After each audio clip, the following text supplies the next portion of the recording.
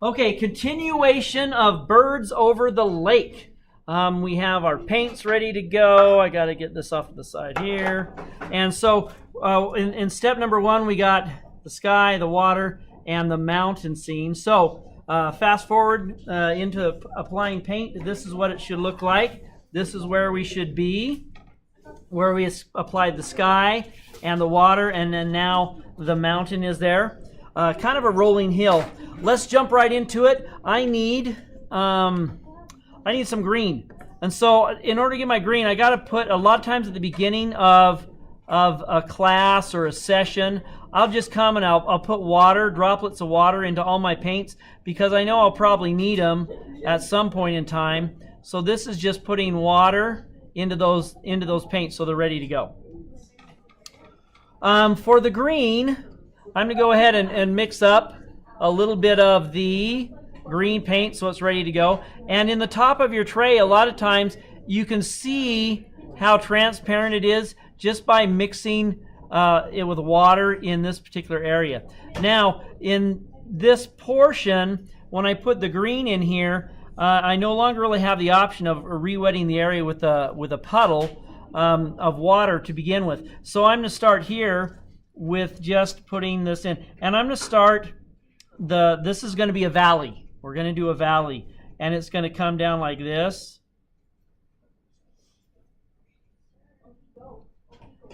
And then it's going to come this way and kind of come up about a third of the way up here, 2/3 of the way up. And so that's the initial application there for that part. Remember, this is going to become a puddle. Right now it's pretty light. It's just a light glaze layer. And so I'm going to come back here and with the brush kind of scrub a little bit. Not too hard, but I'm trying to reactivate the paint that's underneath this area. And I'm trying to create another wet puddle. And so this is adding some water in here. I can do a little bit of scrubbing. Let's go get some more pigment.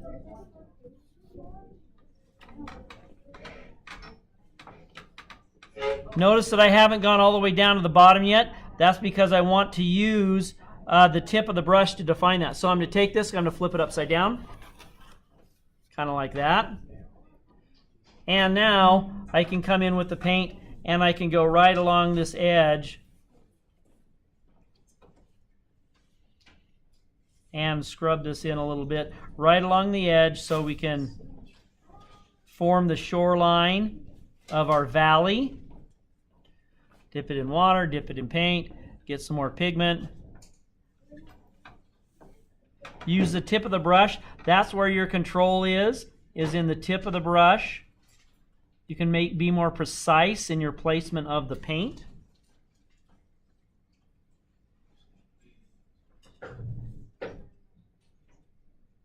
All right. And so now I have a pretty good bit of paint. I think I just want a touch of blue. Oops, that touch wasn't much of a touch. Okay, a little bit of blue. Remember I said last time in part one of this, we talked about pure color out of the tray or out of the tube. A lot of times is just way too much, way too intense. And so we wanted to dummy it down a little bit. Okay, I'm going to flip it back around so we can kind of see the valley on this. Now I found that to create a little bit of interest, because a lot of this was straight line, straight line, straight line, right?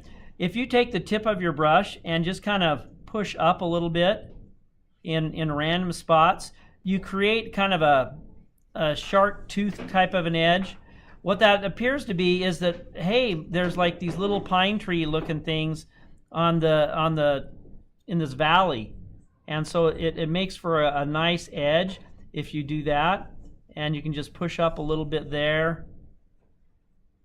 I don't know if the video has enough to see that, but I'm just making just kind of this uneven edge by using the tip of the brush and the point of the brush to create that effect.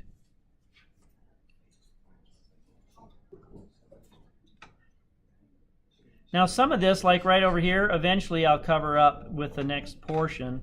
And so you can kind of see the browns of the thing underneath. I'm going to scrub just a little bit to try and reactivate that. I'm getting a little more pigment over here as well. This one needs kind of those little nubs sticking up.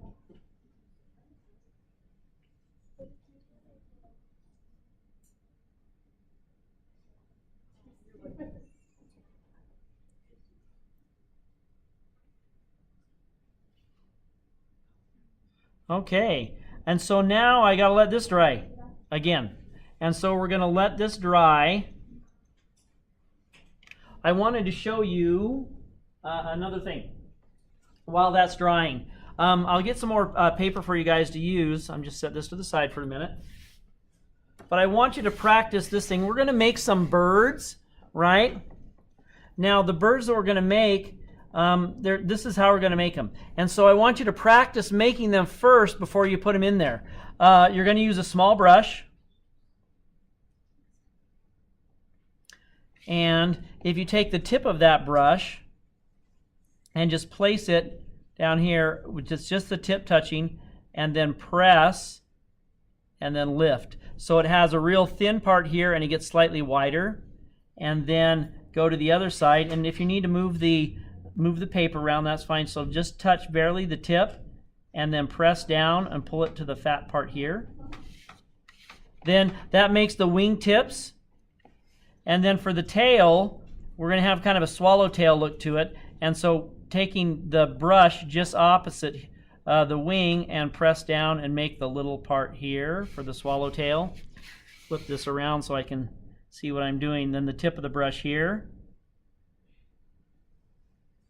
And then just fill this in. And so that's going to make the bottom part of there. Now you can also, a lot of times you might see the back or the head of the bird, and that would just be a little rounded part like this. Okay, that's the type of bird that we're going to make. Now I realize that was small. Okay, let's show you with a big brush on what's going to happen here, so you can kind of see the complexities of it. But you're going to make probably 4 or 5 birds, and so you need to kind of practice how to make it. So here's a bigger brush so you can see what's going on. So just the tip of the brush here, you notice that would just make a little teeny mark. And so you take the tip of the brush and push down with it like that. So it makes a thick to thin mark. Go back, get some more paint. Tip of the brush, just barely touching. And then press down as it comes here. Notice those wings become a fairly straight sort of a proposition. Then for the tail, come down this direction. It's probably easier if you're pulled towards yourself like this on each of those. So I'm going to go opposite this wing, and I'm just going to put the tip of the brush down and bring it in this way. I'm going to go opposite of this wing here, and I'm just going to have the tip of the brush and bring it back towards the middle. Then I can come and fill in this gap part here. Once again, the tip of the brush towards the outside. So we've created that. And then like I said before, if you see the head or the back of the bird, there might be just a little bump like that. And that's a bird that's flying away from you.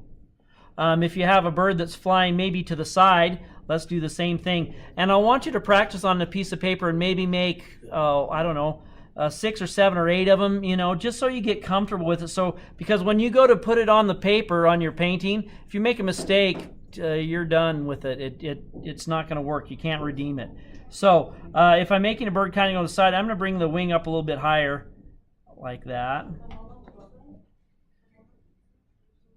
Oh, I just mixed some purple in. That should be kind of cool. Then this one is going kind of sideways.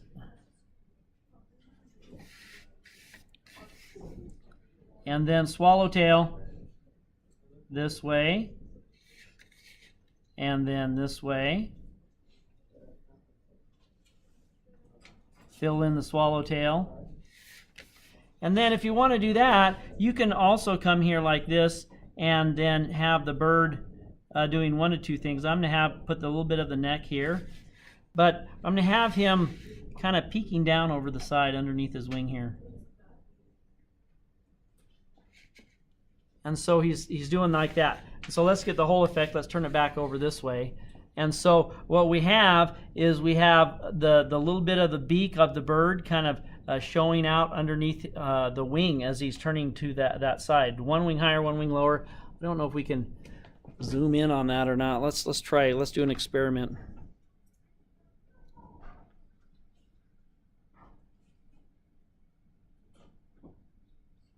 So we can see a little bit closer now on that where we have just the beak sticking out. And so that makes it look like the bird's kind of turning in towards this side and moving off on those.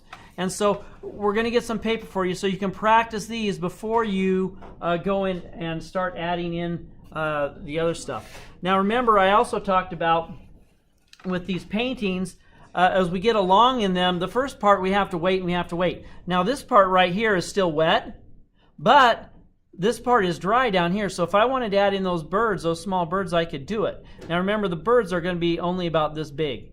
They're not going to be big monster pterodactyl things taking over the world. We just want little teeny birds on that. Maybe 5 total birds dispersed out in the area. So here's an example that we're looking at, right? There's 1, 2, 3, 4, 5 birds that we have on those. Well, we got to zoom out again. Hold on.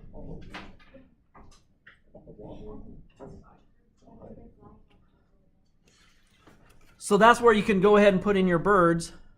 If you're waiting for this stuff to dry here, you can go ahead and start adding your birds in, but first you want to practice. So that's about where we'll hold it for right now.